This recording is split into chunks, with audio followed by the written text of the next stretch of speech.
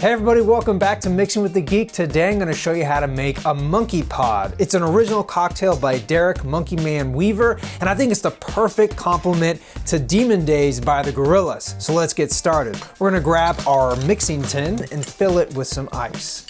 Next, we're going to add 3 ounces of tamarind nectar. Now I actually made my own. It's pretty easy, but you can also get store-bought tamarind nectar. Next, we're gonna add ½ ounce of coconut cream, followed by 1 ounce of fresh lime juice, and then 1½ ounces of light rum, and finally 1 ounce of Jamaican dark rum.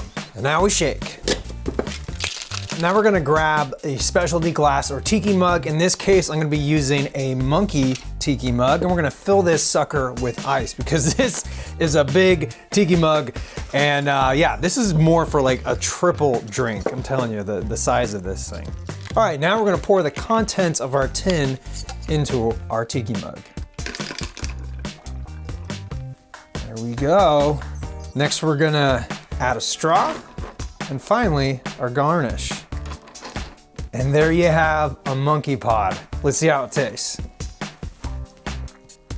Ooh, that is good. It goes down smooth. I'm telling you, the first time I had one of these was at Forbidden Island in Alameda. It's a great tiki bar up in Northern California.